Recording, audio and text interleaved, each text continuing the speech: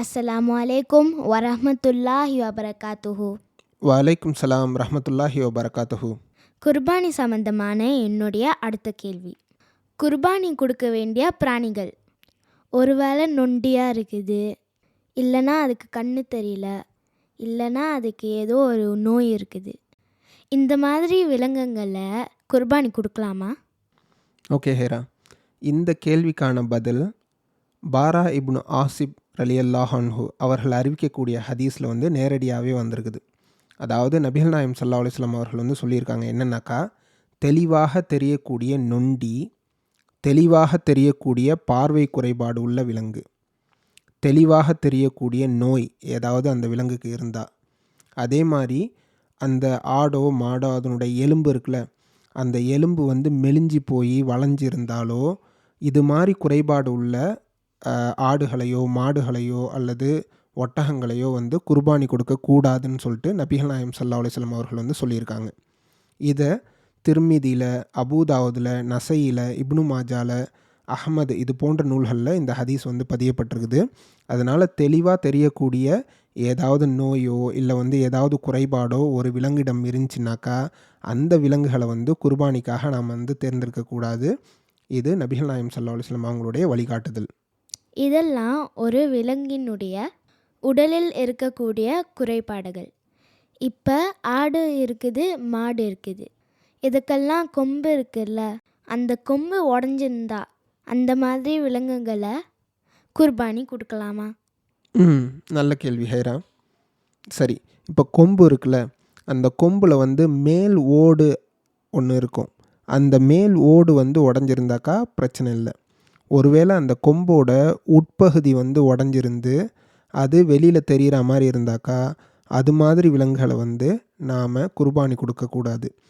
அலி ரலியல்லாஹு அன்ஹு அவர்கள் அறிவிக்கக்கூடிய ஒரு ஹதீஸ் நசையில் பதியப்பட்டிருக்குது, 4301வது ஹதீஸா. இந்த ஹதீஸில் என்ன சொல்லப்பட்டிருக்குனாக்கா, உட்பகுதியில் பாதி கொம்பு உடைந்த ஆடு குர்பானி கொடுக்கப்படுவதை நபிகள் நாயம் ஸல்லல்லாஹு அலைஹி வஸல்லம் அவர்கள் தடுத்தார்கள். அதனால் இதை நபிகள் நாயம் ஸல்லல்லாஹு அலைஹி வஸல்லம் அவர்கள் நேரடியாக தடுத்திருக்கிறதுனால இது மாதிரி கொம்புடைந்த ஆடுகளையோ கொம்புடைந்த மாடுகளையோ வந்து நாம் குர்பானி கொடுக்கக்கூடாது. என்னுடைய கேள்விக்கான உங்களுடைய பதில் ரொம்ப தெளிவாக இருந்துச்சு. இப்போ என்னுடைய அடுத்த கேள்வி, குர்பானி கொடுக்க வேண்டிய பிராணிகள் இருக்குல்ல, அதோடைய வயசு பற்றி ஏதாவது ஹதீஸ் இருக்கா? எத்தனை வயசுள்ள பிராணிகளை நாம் குர்பானி கொடுக்கலாம்? அரபுகள் வந்து முசின்னா, ஜது அப்படின்னு சொல்லிட்டு விலங்குகளுடைய வயசை வந்து குறிப்பாங்க. முசின்னானா என்னென்னாக்கா, 2 வருடம் பூர்த்தியான ஆடு, 2 வருடம் பூர்த்தியான மாடு, இவையெல்லாம் வந்து முசின்னா அப்படிங்கிற கேட்டகரியில் வரும். ஆனால் 5 வருடம் வந்து பூர்த்தி அடைஞ்ச ஒட்டகத்தை தான் வந்து முசின்னா அப்படின்னு சொல்லுவாங்க. ஆடு மாடாக இருந்தாக்கா 2 வருடம் வந்து அவைகளுக்கு வந்து பூர்த்தி அடைஞ்சிருக்குன்னு, ஒட்டகமாக இருந்தால் 5 வருடம் வந்து பூர்த்தி அடைஞ்சிருக்குன்னு. இதைத்தான் வந்து முசின்னா அப்படிங்கிற கேட்டகரியில் வந்து கொண்டு வருவாங்க. முசின்னாவைத்தான் குர்பானி கொடுக்க வேண்டும் அப்படின்னு சொல்லிட்டு நபிகள் நாயம் ஸல்லல்லாஹு அலைஹி வஸல்லம் அவர்கள் வந்து சொல்லியிருக்காங்க. ஆனால் ஒரு சில ஹதீஸ்களில் ஜதுவு அப்படிங்கிற நிலையில் இருக்கக்கூடிய பிராணிகளையும் வந்து நாம் குர்பானி கொடுக்கலாம் அப்படின்னு சொல்லிட்டு சொல்லப்பட்டிருக்குது. ஜதுவுங்கிறது முசின்னாவுக்கு முந்தைய நிலை, அதாவது வந்து முசின்னாவுக்கு நெருக்கமான நிலையாக இருக்குன்னு. ஜதுவுங்கிறது வந்து என்ன மாதிரி சொல்லலான்னாக்கா 6 மாதம் பூர்த்தி அடைஞ்ச அல்லது 1 வருஷம் பூர்த்தி அடைஞ்ச விலங்குகளை வந்து ஜதுவுங்கிற நிலைமையில் சேர்ப்பாங்க. நமக்கு முசின்னா வயசுடைய ஆடோ மாடோ ஒட்டகமோ கிடைக்காத சமயத்தில் நாம் ஜது நிலையில் இருக்கக்கூடிய விலங்குகளை வந்து கொடுக்கலாம். உக்பா பின் ஆமீர் ரலியல்லாஹு அன்ஹு அவர்கள் அறிவிக்கக்கூடிய ஒரு ஹதீஸ் வந்து முஸ்லீமில் இருக்குது. அதில் அவங்க என்ன சொல்கிறாங்கனாக்கா, நபிகள் நாயம் ஸல்லல்லாஹு அலைஹி வஸல்லம் அவர்கள் வந்து குர்பானி ஆடுகளை வந்து பங்கிட்டு கொடுத்துக்கிட்டு இருந்தாங்க. அதில் எனக்கு ஜது தான் கிடச்சிச்சு, அல்லாஹ்வின் தூதரே எனக்கு ஜது தான் கிடச்சிருக்குது அப்படின்னு சொன்னேன். அதற்கு நபிகள் நாயம் ஸல்லல்லாஹு அலைஹி வஸல்லம் அவர்கள் சரி பரவாயில்ல அதையே குர்பானி கொடு அப்படின்னு சொன்னாங்க. இந்த ஹதீஸ் முஸ்லீமில் 3634வது ஹதீஸாக பதியப்பட்டிருக்குது. இதுதான் வந்து குர்பானி ஆடு மாடு ஒட்டகத்துக்கான வயதுடைய வரைமுறை. அதே மாதிரி குர்பானி பிராணிகளில் சில ஆடுகளோ மாடுகளோ வந்து அப்போ தான் குட்டி போட்டு பால் கொடுத்துக்கிட்டு இருக்கும்.